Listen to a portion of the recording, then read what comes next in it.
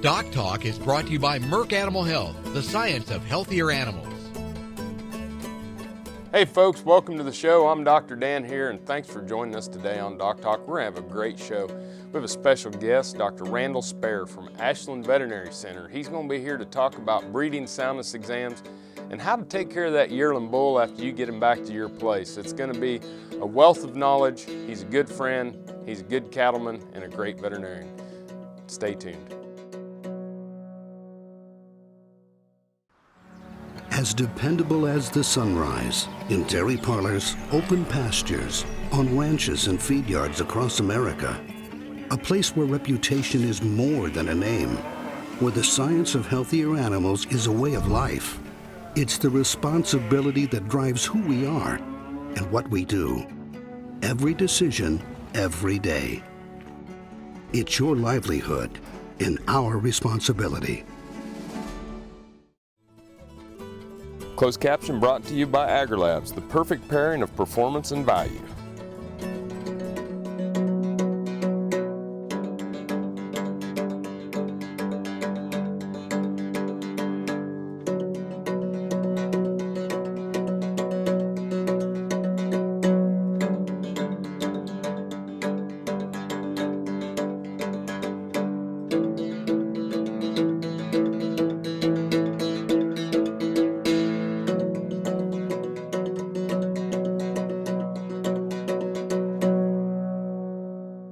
This segment brought to you by the new Hired Hand Portable Cow Sprayer. For more information, visit cowsprayer.com. Dr. Spare, welcome to the show. Thank you, Dan. It's a pleasure to be here. Folks, this is Dr. Randall Spare, who's a great veterinarian in Ashland, Kansas, but an even better friend. And it's my pleasure to have him drive up here to Manhattan, Kansas, not a short drive, to spend time out of his busy schedule to meet with us today. He is the owner and operator of Ashland Veterinary Center, which is probably one of the most progressive cow-calf ranch and feedlot practices in the United States. And thank you so much for being here and spending time with us. Dr. Spare, we're going to talk about breeding soundness exams, something that you do quite a few of, and something that you spend a lot of time honing your skills and working with your clients. That's right, Dan. We probably do in the neighborhood of about 2,000 yearling bulls every year, and probably 1,000 to 1,500 herd bulls every year. So we have the opportunity to see what works and what doesn't work, and we want to put our producers in a position to succeed. Well, when we talk about breeding soundness exams, kind of walk me through, the components of the breeding soundness exam and what you're looking at when it comes to these bulls. First of all, Dan, it's not an exact science. We've put some scientific information together to make it as scientific as possible, but we still have to remember we're dealing with a biologic animal, and we're looking at a very specific part of his anatomy. And when we do a breeding soundness exam, what we're really looking at when we get sperm from that bull is we're looking at what happened 60 days ago. But let me back up even more important. Before we get semen out of this bull, what we want to do is we get this animal in the chute, and we're looking before this animal gets in the chute to see, does he move well, is he lame? We look at his feet when he comes in. We also watch him when he walks out, make sure that he is going to be able to do the job as far as getting the breeding. But when the Society for Theriogenology has set forth a standard of whether a bull passes or fails on that particular day, and we measure their scrotum. On a yearling bull, he has to be at 30 centimeters. If he doesn't pass that, he fails at that particular time. We may say, let's redo him in a month or 2 months when puberty may increase the size of his scrotum. Also, then when we do massage him and insert our probe and we get a semen sample, we make sure that he has at least a fair motility. And that, here again, if he doesn't have what I call fair at least, or even if he is fair, I may do another ejaculate I may try 3, 4, 5, 6 ejaculates out of that bull before I'm not satisfied that he's going to produce quality semen. Once I have semen, a sample that I'm going to be satisfied with motility, then we'll stain that semen and look to make sure that he has at least 70% normal sperm. Gotcha. Well, folks, it's obvious that there's a lot that goes into the breeding soundness exams, and as Dr. Spare said, that sample you get today was produced in the testes 60 days ago, so it's a snapshot in time. Let's take a break. Let's go to commercial. When we come back, we'll jump back into some of these things on the breeding soundness exams. We'll talk about yearling bulls, herd bulls. Dr. Randall Spare from Ashland. Thanks for watching DocTalk. This Meet the Future Veterinarian is brought to you by Zuprevo. Choose confidence. Choose Zuprevo for BRD treatment. Brendan Martin was raised on a beef cattle, poultry, and crop farm in Virginia. During college, he worked and interned in the cattle industry while raising his own Angus herd. As a result, he became interested in bovine reproduction and the power of genetic progress within a cattle herd. After graduation, Brendan started Valley Herd Health in Virginia, working mainly with beef and dairy cattle. Some call it a come-from-behind victory, an unlikely win, a reversal of fortune, snatching victory from the jaws of defeat. This is our moment, our victory dance, because we choose confidence. We choose Zuprevo for BRD treatment. Ask your veterinarian to prescribe Zuprevo. Zuprevo is a fast-acting, long-lasting BRD treatment that you can count on to get the job done. Choose confidence. Choose Zuprevo from Merck Animal Health.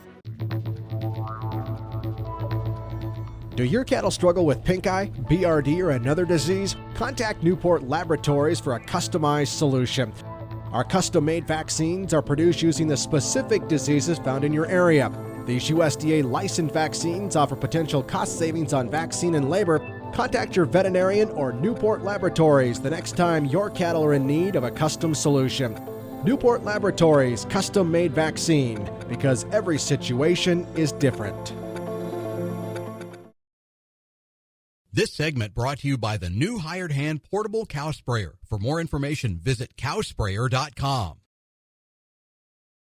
Hey folks, welcome back to DocTalk. Dr. Dan Thomson here with Dr. Randall Spare, who's a veterinarian down in Ashland, Kansas, and he owns and operates Ashland Veterinary Center. Dr. Spare is known nationally and internationally for veterinary cow-calf and ranch, purebred breeding, veterinary medicine. Very fortunate to have him as a Kansas State alumni, and very fortunate to have you on the show.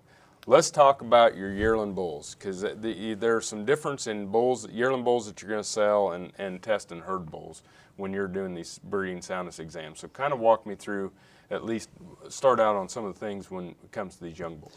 First of all, Dan, we have to really put in common sense. When it comes down to, would I pass this bull, would I use him on my cows? Do I feel comfortable that he's going to go out and breed those animals and we can put him with 20 cows?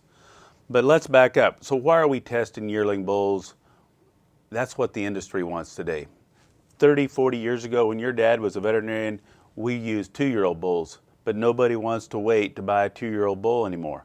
We'll sell lots of bulls in this country that are between 12 and 18 months of age.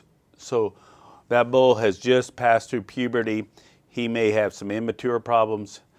But first of all, when we're looking at that spermogram, we want to make sure that he has enough normal sperm to breed 20 cows. Okay, so you're looking at this yearling bull. He's going to go out. He's going to be able to cover 20 cows, and so the development then at a yearling, he's not done growing. He's not done fully becoming sexually mature as well. That's correct. So when we're doing a BSC exam, we're really careful not to say this bull fails today. Well, when you're kneeling beside a bull that can bring $10,000 and we say, today he's done. No, today he may not pass this exam. We may put him to the side and retest him 3-4 months later. So when you're so it goes back to, again, it's what you're testing today is really 2 months ago. That's right. And so if you have a bull that's in the chute that's 18 months old, that's the sperm that was produced when he was 16 months of age. And so delaying that then may just allow this bull to mature more and develop more. That's right. For instance, Dan, remember that time in this last December when it was minus 12 degrees for about 3 or 4 days? That's going to have effect on the spermogram of these bulls if those bulls were in a place where they couldn't get cover, they couldn't protect themselves. So we have to keep that in mind and say, we're going to retest this bull 3 or 4 times before a particular sale so that he either passes or fails. If he fails at that time and his testicles feel good, we're going to put him on the shelf and say, let's redo him in the middle of the summer, particularly if he has a lot of value.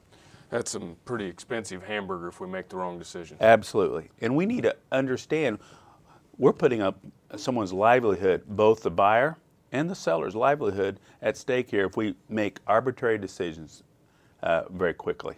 Yeah, I agree. And so let's take a break. Let's go to commercial. But when we come back, let's talk about some of the things when you're testing those herd bulls and some of the things that you're looking at. Something that's going to be very important for you all that are watching the show. We appreciate you watching DocTalk. Again, Dr. Randall Spare, Ashland, Kansas.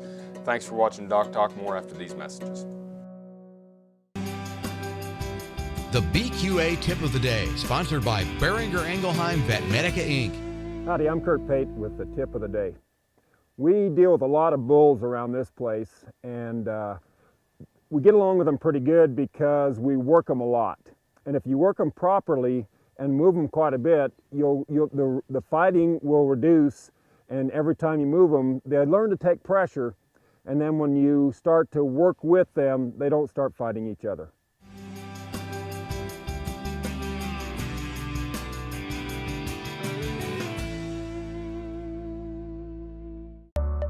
Say this is a calf that's been run through the chute a few too many times. Going through the chute stresses cattle, causing them not to eat like they should. Luckily, Pyramid 5 plus Presponse SQ provides proven protection against key respiratory diseases in a single shot, with just 1 trip through the chute. Talk to your veterinarian about Pyramid 5 plus Presponse SQ, and soon your calves will relax and eat like a whole different animal.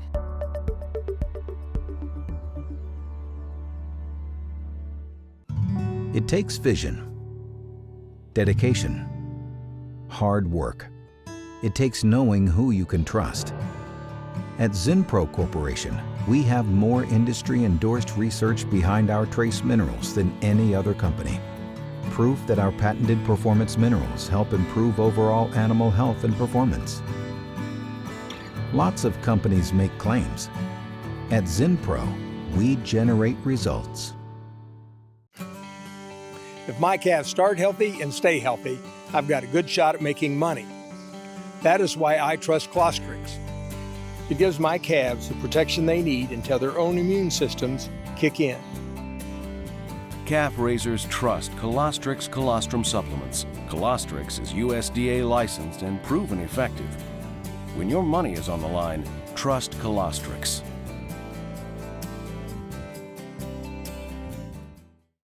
Valley Vet Supply is devoted to providing information and professional quality products at reasonable prices. Valley Vet Supply. Hey folks, welcome back to DocTalk. Dr. Dan Thomson here with Dr. Randall Spare. Dr. Spare is a bovine practitioner out of Ashland, Kansas, owns and operates Ashland Veterinary Center. Outstanding practitioner here in Kansas and the surrounding area of the country, as a matter of fact. We're talking about breeding soundness exams, Dr. Spare. And the one thing about the breeding soundness exams, you know, there's a difference between yearling bulls and herd bulls, and you do a lot of both. But let's touch on the herd bulls. And when we think about herd bulls, you know, when do you want people to come in and do that test? Well, it's really important, Dan, that they start planning ahead. If they're going to turn their bulls out May the 1st, and they know that, and there's plenty of bull sales between in March and April, it's important to get their bulls tested prior to the day before they turn out. So just in case they have a bull or two that don't pass the fertility exam, they'll have time to go get one. Right. Yeah, and I think that's important. Is the first time, the most important time is at least before you turn them out, and the second one is if give yourself time to find a replacement. What about herd bulls? What are some of the things that when you're testing herd bulls that you're really focused on, or things that you're focused on for your clients? Well, a difference is in the herd bulls, they've been out, they've worked the previous year, and we're also not only we're looking at feet and leg issues, we want to make sure they can get around, but we're also looking to make sure that they can extend, and there's no preputial injuries and constrictions. Sometimes those bulls are out the previous year and they've had a laceration of the prepuce and it's not seen, nobody picked up on it in these large pastures. And so when we get ready to do a semen evaluation, if they cannot fully extend, then it doesn't matter how good a sperm sample we have, Dan. Right. And I thought you made a good point too, you know, legs, injuries, no wheels, no calves, right? That's right. And getting around the pasture. So looking at that, how many, now when you're looking at herd bulls and as they age, are there any differences as far as older bulls and younger bulls, or is it more just an individual bull? As far as the sperm count, it's pretty much the same whether they're 3-year-old or 10-year-old. There's times, and now with some confined feeding operations, there's bulls that can get around that I mouthed them and they're 10 years old. They don't have any teeth, but they're in good condition. And they don't have to travel very far because they're in a pen. Hugh Hefner. That's right.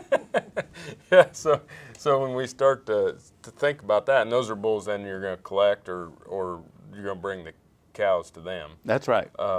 Type of thing. But you know, I think it is important. Then how many cows? You know, you said 20 cows for a yearling bull. What are we looking at for some of our herd bulls, covering how many cows? You know, and I think that varies depending on the pastures. I have clients that like to have 1 bull per 20 cows when they're covering, when they have a cow per 40 acres, and they put a few more cow or bulls in those pastures. Most places use a bull per 25 cows. Okay. Well, I think it's a good number to remember. One of the things Dr. Spare does a lot of is work with the post-purchase of yearling bulls. And when we come back from the break, we're going to talk about some of his experiences in that. Thanks for watching DocTalk.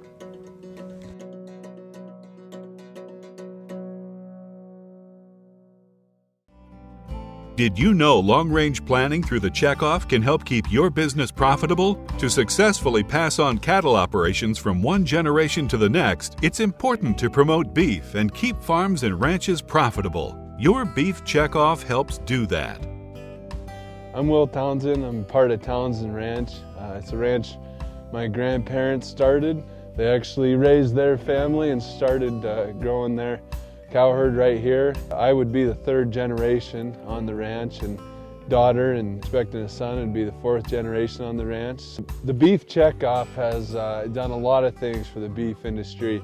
The biggest thing, when you look at it from a 30,000-foot view, is that it's brought a lot of different segments together to promote beef. And I don't think that is done easily. I think that's a very big feat. And when the checkoff dollar is collected, the money is spent for educational purposes. A lot of them are national programs, and the state takes the national programs and runs with them. So not only do our own local producers benefit from that, but nationally. Yes, I really like the research and development aspect of the Beef Checkoff. Adding value and development of new products, new beef cuts, things like the flat iron steak. That's a huge deal, again, that with a segmented industry probably wouldn't have been done without the Beef Checkoff. And then both domestic and foreign marketing is something that really probably wouldn't be done by different segments of the industry without them all coming together. Again, that probably wouldn't have been done without the Beef Checkoff. And I don't know who would promote our product if we who are raising it don't promote it ourselves.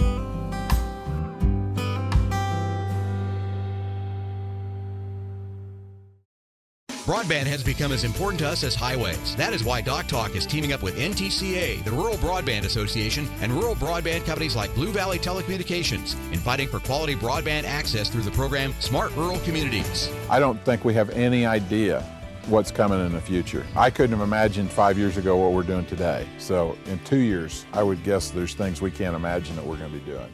To learn more, visit ntca.org/smart or bluevalley.net. Still using ineffective fly tags on your cattle? It's time to eliminate fleas, ticks, flies, lice, and parasites, and at the same time, give them a shiny coat, making them more valuable. One fly tag can cost $2.50, but you can do this all for about a nickel a head. Introducing the Cow Sprayer, designed and built in the U.S. The Cow Sprayer is portable, solar-powered, and comes with a 25 or 40-gallon tank. Eliminate parasites for about 5 cents a head with the Cow Sprayer. Cowsprayer.com.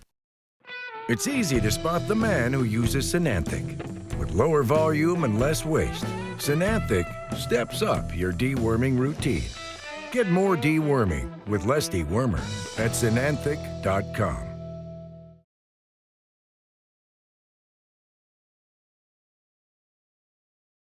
Beringer Ingelheim Vetmedica Inc. knows the importance of beef quality assurance and asks you to step up and get certified. Go to bqa.org for details. This segment is brought to you by the Beef Quality Assurance Program and the Kansas Beef Council, improving animal care and beef safety for more than 20 years. Hey folks, welcome back to DocTalk. Dr. Dan Thomson here with Dr. Randall Spare. Dr. Spare is from Ashland, Kansas, owner and operator of Ashland Veterinary Center, where he does a lot of work on purebred animals, does a lot of work in herds in the region, nationally. Very well respected bovine practitioner. Wonderful to have you here on the show today. And we're talking about breeding soundness exams. So now we got the bulls tested, they're good, they're sold. And I know you deal a lot with helping people keep these yearling bulls in good condition so that when they get home, they're going to be able to do what we intended them to do when we purchased them. You know, Dan, I think that's right. And where I have an opportunity to work with some seed stock producers, I often get a call from them that says, Randall, can you call this individual in Missouri or Arkansas that just purchased this bull, and he's got some questions on how to take care of him. And I think that one of the things that good seed stock producers will have a follow-up team. They'll have veterinarians that maybe call for them, and we look at that as part of our job. Dan, so I think it's important that when a producer gets this animal home, particularly his 12 to 18-month-old bull, they're still a young man. They're a youth. They're getting their mature teeth, and when these producers say, you know, this bull falls apart, well, Dan, they're just getting their first 2 incisors at 18 months of age. Right. So they've also maybe raised in an arid environment like southwest Kansas. When we have drought, we don't have very many parasites. We send them to Arkansas. Maybe it's a good thing for letting them be exposed to parasites and then reworm them after they've had that opportunity.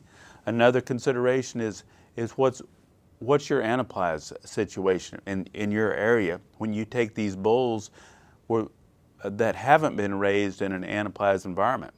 Yep. So be cognizant of what diseases you have that they didn't have before. Yeah, we have obviously the normal testing with TB and brucellosis and things like that you're handling before they get there. But we have to remember that there are different, you know, tell them to work with you, work with their local veterinarian, have you and their local veterinarian work together to talk about what these bulls have had prior to getting there. It gets down to communication and a general understanding of health. That's right, Dan. And just this week I had a call from a veterinarian from Missouri that his client had purchased a bull from one of my clients, and we had a good dialogue. And so we're building relationships all over the country. You bet. So what about, you mentioned parasite control, you mentioned anaplasmosis. Anything that they need to do as far as feed when they get those bulls?